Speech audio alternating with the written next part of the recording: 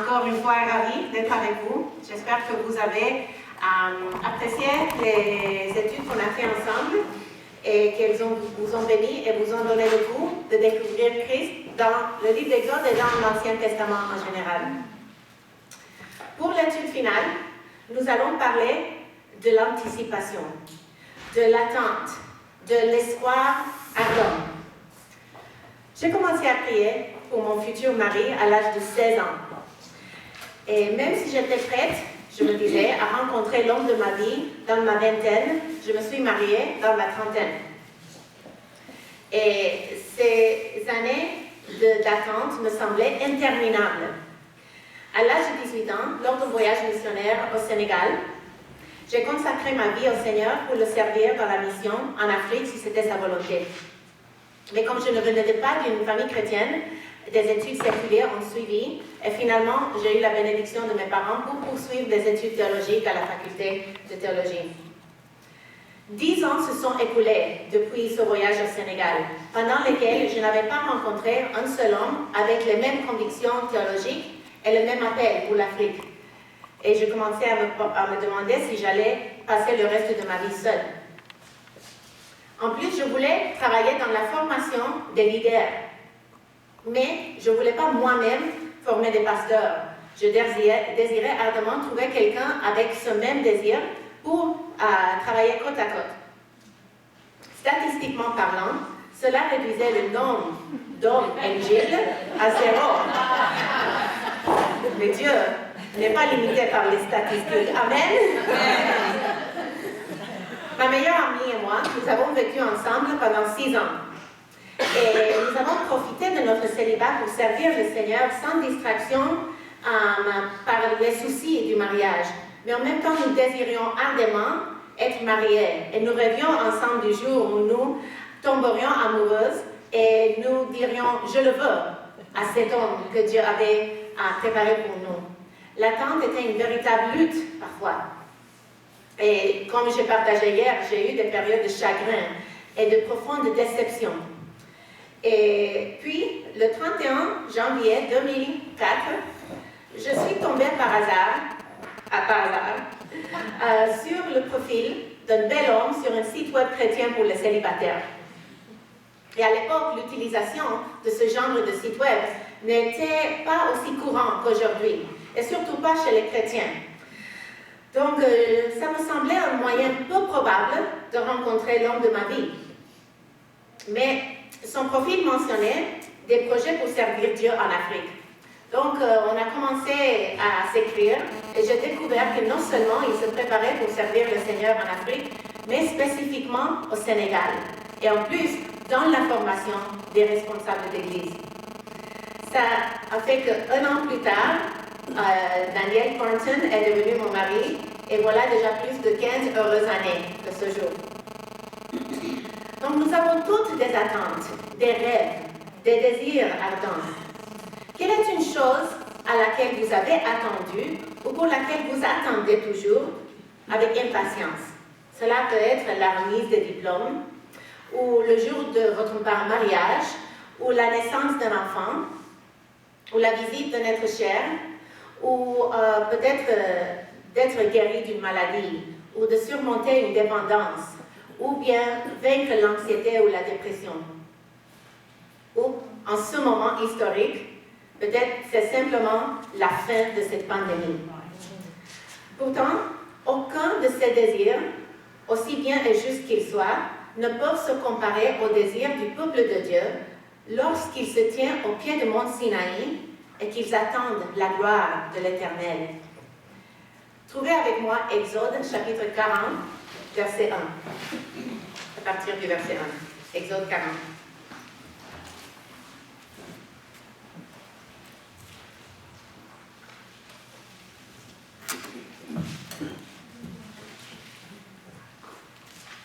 L'Éternel parla à Moïse et dit, « Le premier jour du premier mois, tu dresseras le tabernacle, la tente d'assignation. Tu y placeras l'arche du témoignage et tu couvriras l'arche avec le voile. Tu apporteras la table et tu la disposeras en ordre. Tu apporteras le chandelier et tu en rangeras les lampes. Tu placeras l'autel d'or pour le parfum devant l'arche du témoignage et tu mettras le rideau à l'entrée du tabernacle. Tu placeras l'autel des holocaustes devant l'entrée du tabernacle de la tente d'assignation. Tu placeras la cuve entre la tente d'assignation et l'autel et tu y mettras de l'eau. Tu placeras le parvis autour et tu mettras le rideau à la porte du parvis. Tu prendras l'huile d'onction et tu enlèveras le tabernacle et tout ce qu'il renferme. Et tu sanctifieras avec tous ses ustensiles, et il sera saint. Tu oindras l'autel des holocaustes et tous ses ustensiles, et tu sanctifieras l'autel, et l'autel sera saint. Tu oindras la cuve avec sa base, et tu la sanctifieras. Tu feras avancer Aaron et ses fils vers l'entrée de la tente d'assignation, et tu les laveras avec de l'eau. Tu revêtiras Aaron des vêtements sacrés, tu l'oindras et tu le sanctifieras, pour qu'il soit à mon service dans le sacerdoce. Tu feras approcher ses fils et tu les revêtiras des tuniques et tu les oindras comme tu auras oint leur père, pour qu'ils soient à mon service dans le sacerdoce. Cette onction leur assurera à perpétuité le sacerdoce parmi leurs descendants. Moïse fit tout ce que l'Éternel avait ordonné. Il fit ainsi. Le premier jour du premier mois de la seconde année, le tabernacle fut dressé. Moïse dressa le tabernacle. Il en posa les bases, plaça les planches et les barres, et éleva les colonnes. Il étendit la tente sur le tabernacle, et il mit la couverture de la tente par-dessus, comme l'Éternel avait ordonné à Moïse. Il prit le témoignage et le plaça dans l'arche. Il mit les barres à l'arche, et il les posa le propitiatoire au-dessus de l'arche. Il apporta l'arche dans le tabernacle. Il mit le voile de séparation, et il en couvrit l'arche du témoignage, comme l'Éternel l'avait ordonné à Moïse. Il plaça la table dans la tente d'assignation au côté septentrional du tabernacle, en dehors du voile, et il déposa en ordre les pains devant l'Éternel, comme l'Éternel l'avait ordonné à Moïse. Il plaça le chandelier dans la tente d'assignation en face de la table, au côté méridional du tabernacle, et il en arrangea les lampes devant l'Éternel, comme l'Éternel l'avait ordonné à Moïse. Il plaça l'autel d'or dans la tente d'assignation devant le voile, et il fit brûler le parfum odoriférant, comme l'Éternel l'avait ordonné à Moïse. Il plaça le rideau à l'entrée du tabernacle. Il plaça l'autel des holocaustes à l'entrée du tabernacle de la tente d'assignation. Et il offrit l'holocauste et l'offrande comme l'Éternel avait ordonné à Moïse. Il plaça la cuve entre la tente d'assignation et l'autel, et il y mit de l'eau pour les ablutions. Moïse, Aaron et ses fils s'y lavèrent les mains et les pieds. Lorsqu'ils entrèrent dans la tente d'assignation et qu'ils s'y approchèrent de l'autel, ils se lavèrent comme l'Éternel l'avait ordonné à Moïse. Il dressa le parvis autour du tabernacle et de l'autel, et il mit le rideau à la porte du parvis. Ce fut ainsi que Moïse acheva l'ouvrage. Alors la nuée couvrit la tente d'assignation, et la gloire de l'Éternel remplit le tabernacle. Moïse ne pouvait pas entrer dans la tente d'assignation, parce que la nuée restait dessus, et que la gloire de l'Éternel remplissait le tabernacle. Aussi longtemps que durèrent leur marche, les enfants d'Israël partaient. Quand la nuée se levait de dessus le tabernacle, et quand la nuée ne se levait pas, ils ne partaient pas, jusqu'à ce qu'elle s'est élevée. La nuée de l'Éternel était de jour sur le tabernacle, et de nuit, il y avait un feu aux yeux de toute la maison d'Israël, pendant toute leur marche. Prions.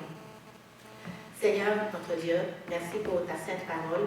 Et je prie que ce matin, tu ouvres nos yeux pour que nous voyions ta gloire et nous t'adorions et nous connaissions tes voies de plus. Au nom de Jésus, Amen. Amen.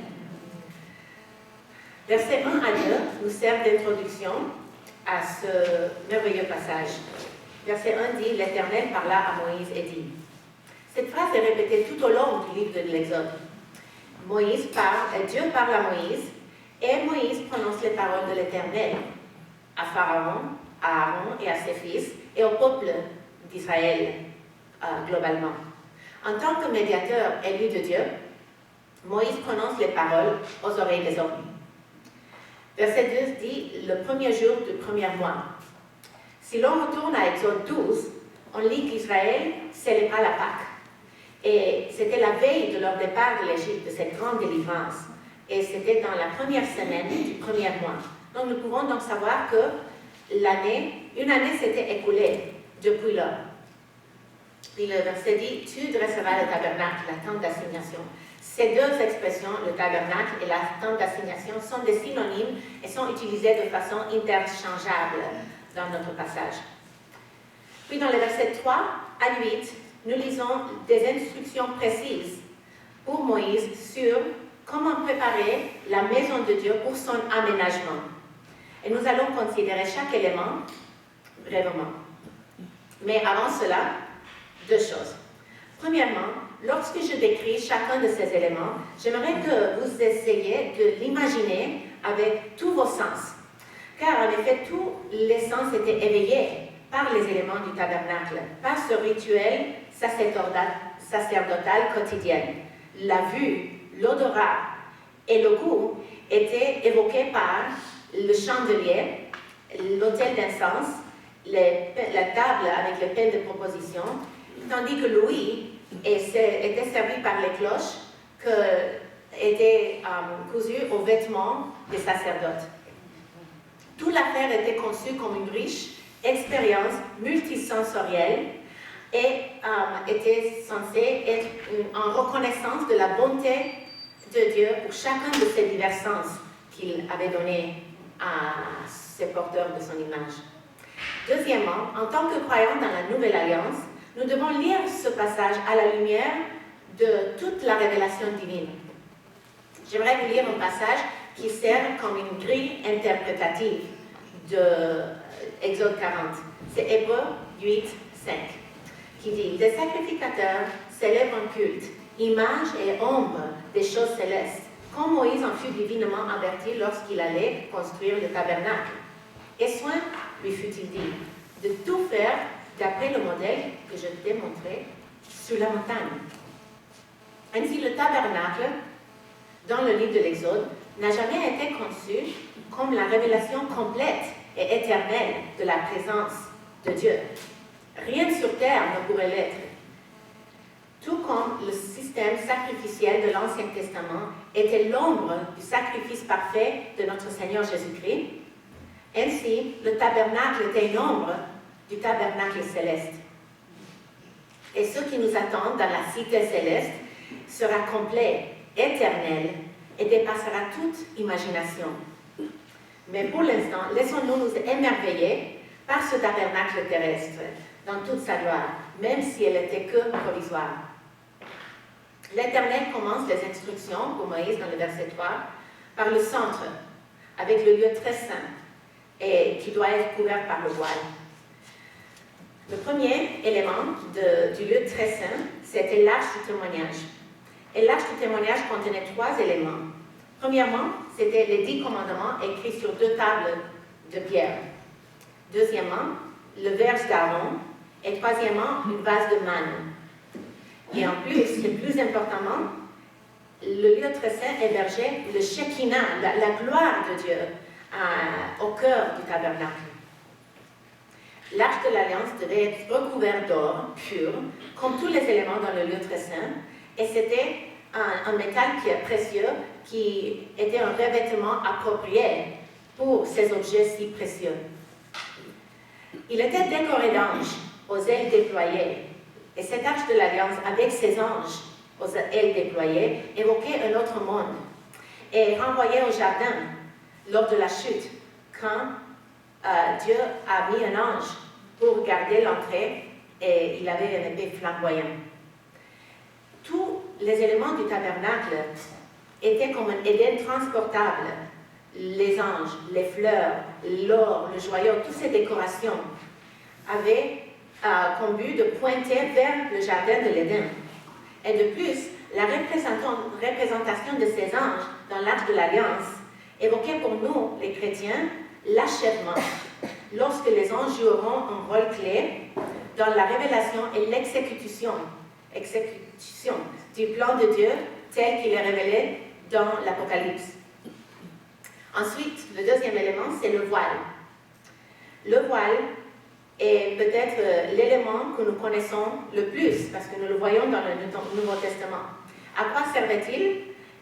Il était conçu pour empêcher les hommes d'entrer directement dans la présence de Dieu, parce que l'accès était nécessaire que par un intermédiaire, le souverain sacrificateur, et qu'une seule fois par année.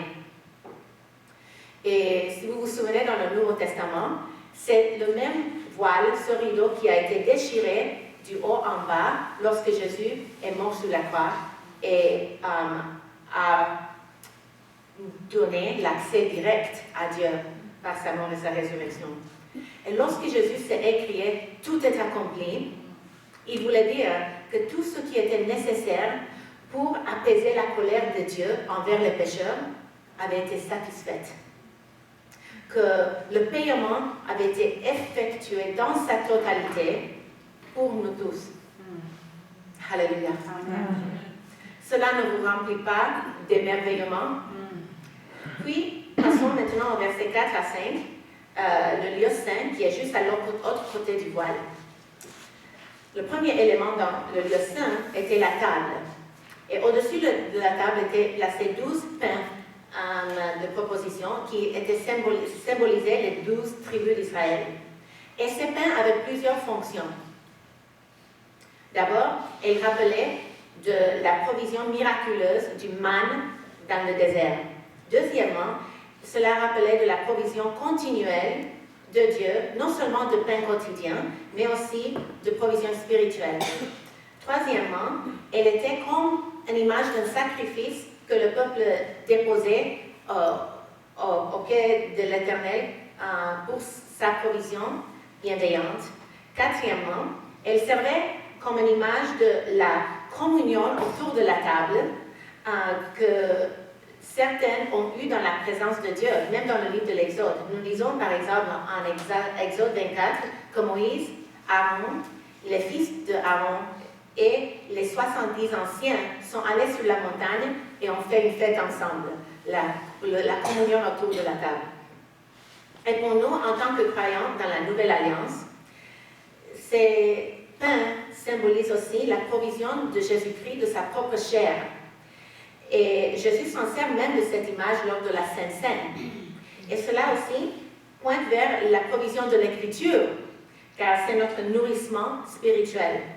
Et Jésus-Christ lui a répondu à Satan dans sa tentation, « L'homme ne vit point seulement de pain, mais de toute parole qui sort de la bouche du Seigneur. » C'est en Deutéronome 8, 3, c'est ce qu'il a cité. Le deuxième élément dans le lieu saint, c'est le chandelier, qui est aussi connu sous le nom de menorah ou Hanoukia. Et c'est une lampe qui contenait 7 bougies qui servaient pour illuminer le lieu du tabernacle. C'était très pratique pour que les prêtres puissent voir et travailler au-dedans de la tente. Mais cette lampe avait aussi un symbolisme spirituel. Les sacerdotes devaient s'assurer que cette lampe ne s'éteigne jamais, parce qu'elle représentait la présence de Dieu au sein de son peuple, ainsi que la vie éternelle. Et pour le croyant dans la Nouvelle Alliance, ça pointe vers Jésus, qui a parlé de lui-même en disant « Je suis la lumière du monde ». Et puis en Apocalypse, nous voyons une autre image brillante de la lumière qui est Jésus-Christ, en Apocalypse 21-23, qui dit « La ville n'a besoin ni du soleil, ni de la lune pour l'éclairer, car la gloire de Dieu l'éclaire et l'agneau et son flambeau. » N'est-ce pas merveilleux? Troisième élément, c'est l'autel d'or, ou l'autel d'or pur pour le parfum. Et le mot traduit par parfum est aussi traduit comme incense. Et à un niveau très humain, ça servait pour donner une bonne odeur au tabernacle. Et je ne connais pas la fréquence avec laquelle les sacerdotes se baignaient, mais j'imagine qu'un groupe de gars qui transpirent dans une tente, dans le désert, ont probablement bénéficié d'un peu de parfum. Mais l'usage esthétique du parfum d'encens est d'une importance mineure par rapport à la signification spirituelle de l'encens. Car dans l'histoire de la rédemption, l'encens représentait les prières du peuple de Dieu. Psaume 141, verset 2 dit « Que ma prière soit devant ta face comme l'encens. » Et tout comme la fumée de l'autel d'encens ne devait pas s'éteindre, les sacrificateurs ne devaient jamais arrêter de prier. Ils devaient prier continuellement pour le peuple et offrir des sacrifices pour le peuple. Et nous voyons dans l'Ancienne Alliance que le peuple dépendait de l'intermédiaire pour obtenir le pardon des péchés et l'accès à Dieu. Mais dans la nouvelle alliance, nous n'avons plus besoin d'un tel intermédiaire, ni de ses parfums, car Jésus-Christ est à la fois notre sacrifice et notre sacrificateur. Et nous avons accès direct au trône de grâce. Profitons-en, mes sœurs. Maintenant, passons aux éléments qui doivent aller à l'extérieur du tabernacle, c'est-à-dire dans le parvis, avec le rideau à la porte. Le premier, c'était l'autel des holocaustes. Le lieu très saint était le point central de la présence révélée de Dieu. Mais les sacrifices qui étaient offerts là, c'était une seule fois par année, le jour de l'expiation. Le reste de l'année, les sacrifices étaient offerts sur l'autel des holocaustes dans le parvis. Là, les sacerdotes offraient continuellement des sacrifices pour leur propre péché ainsi que pour le péché du peuple. Et remarquez un meuble que je n'ai pas mentionné parce qu'il était absent du tabernacle, et c'est des chaises. Est-ce que vous avez jamais pensé qu'il n'y avait pas de chaises dans le tabernacle? Il y a une raison très importante. C'est que le ministère du sacrificateur se poursuivait sans cesse, parce que le péché du peuple était continuel. Et c'est pourquoi il est d'autant plus remarquable ce qui est écrit en Hébreu 10, verset 12. Jésus, après avoir offert un seul sacrifice pour les péchés, s'est assis pour toujours à la droite de Dieu. Ce que les prêtres lévitiques de l'Ancienne Alliance ne pouvaient pas faire, le Seigneur Jésus-Christ l'a fait une fois pour toutes. C'est la raison pour laquelle Jésus peut s'asseoir pour toujours. Alléluia. Le deuxième élément du parvis était la cuve. Le ministère des sacrificateurs était sanglant et salissant. Imaginez, il était des bouchers. Et la cuve était donc essentielle pour que Aaron et ses fils aient un endroit où ils pouvaient se laver les mains avant d'entrer dans la tente d'assignation, afin qu'ils ne meurent pas. Mais la signification spirituelle de ces éléments du rite et du rite qui l'accompagnait sont claires. La purification précède le service. Et si en pleine pandémie, nous sommes devenus méticuleux quant au lavage des mains, l'hygiène n'était pas du tout de première importance à cette époque. Dans la pensée biblique, les mains représentaient la personne. Les actions qu'elle accomplit avec les mains proviennent du cœur, soit pour bénir et guérir, soit pour maudire et verser le sang. Psaume 24, verset 4 dit « Qui pourra monter à la montagne de l'Éternel? Qui s'élèvera jusqu'à son lieu saint? Celui qui a les mains innocentes et le cœur pur. » Donc, normalement, nous n'avons pas besoin de nous laver les mains avant d'entrer dans l'église, sauf en pleine pandémie. Mais si nous avons cru à l'œuvre achevée de Jésus-Christ, nous avons déjà été purifiés, c'est-à-dire justifiés. Et les eaux du baptême sont pour le croyant une manifestation extérieure de cette réalité intérieure. Éphésiens 5, 25 à 27 dit « Jésus s'est livré lui-même pour elle, afin de la sanctifier en la purifiant et en la lavant par l'eau de la parole, pour faire paraître devant lui cette Église glorieuse, sans tache, ni ride, ni rien de semblable, mais sainte et irréprochable. » Est-ce que vous aviez déjà considéré les éléments du tabernacle et leur signification en autant de détails avant aujourd'hui? Moi, je ne l'avais pas fait avant cette étude et cela m'a vraiment béni. Après avoir donné des instructions sur comment ériger le tabernacle, l'Éternel dit à Moïse de le consacrer. Et dans les versets 9 à 11, il doit oindre d'huile chacun des éléments qui viennent d'être mentionnés, afin de les sanctifier. Ensuite, dans les versets 12 à 15, Aaron et ses fils doivent se laver et revêtir les vêtements sacrés que l'Éternel a ordonné qu'on leur confectionne en Exode 28. Et ce n'est qu'alors que Moïse oint d'huile Aaron et ses fils, afin de les sanctifier pour le ministère à perpétuité. Ayant donc sanctifié Aaron et ses fils, Moïse exécute rapidement tout ce que l'Éternel lui a dit de faire. Et dans le chapitre précédent, les instructions de l'Éternel avaient été données pour la fabrication du tabernacle dans la deuxième personne plurielle. Vous ferez ceci, vous ferez cela, parce que c'était le peuple dans son ensemble qui devait fabriquer les éléments du tabernacle. Mais maintenant, et Dieu avait appelé et habilité des innombrables hommes et femmes à effectuer les travaux nécessaires. Écoutez ce qui est écrit en Exode 31, verset 3. « Je l'ai rempli de l'Esprit de Dieu, de sagesse, d'intelligence et de savoir pour toutes sortes d'ouvrages. » C'est quelque chose, n'est-ce pas, que Dieu a rempli de l'Esprit les personnes qui ont fabriqué les éléments pour le tabernacle. Des choses très pratiques et manuelles. Pourtant, plutôt, est-ce que il y a quelque chose qui se passe après?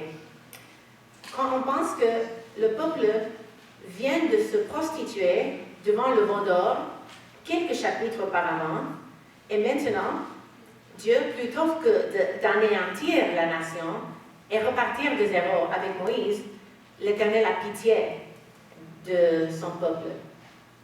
Il les épargne grâce à Moïse et son intercession.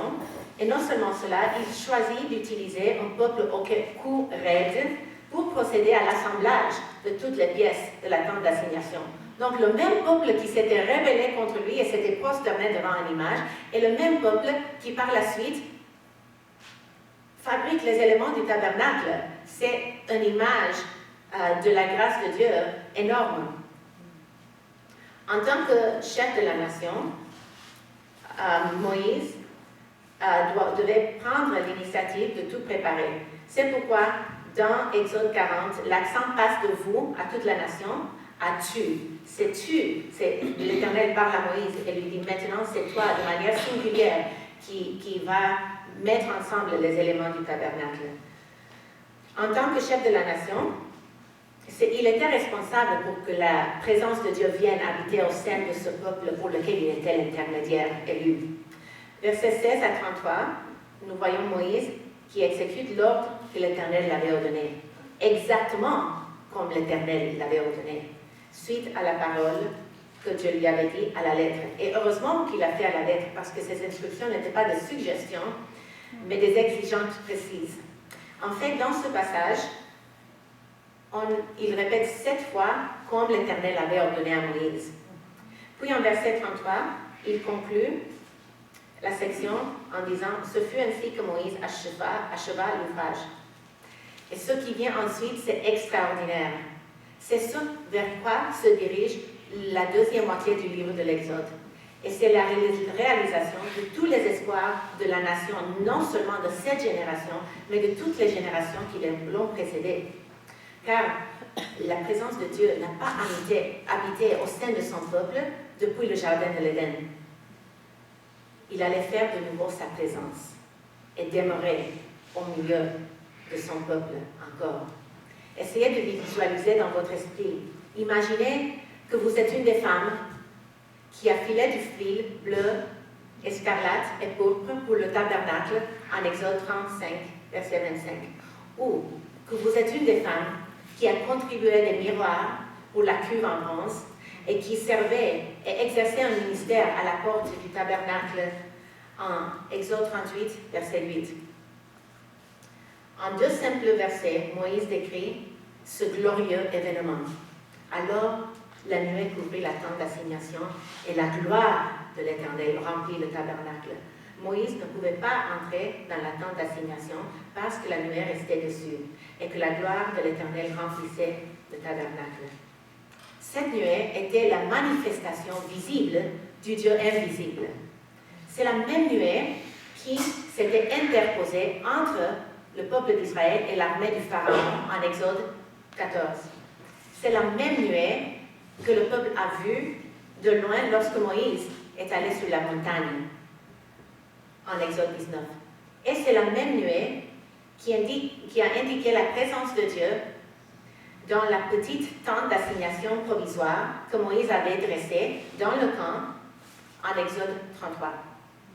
Et finalement, en Exode 40, la nuée est le moyen par lequel l'Éternel montrait à son peuple qu'il était venu conformément à sa promesse.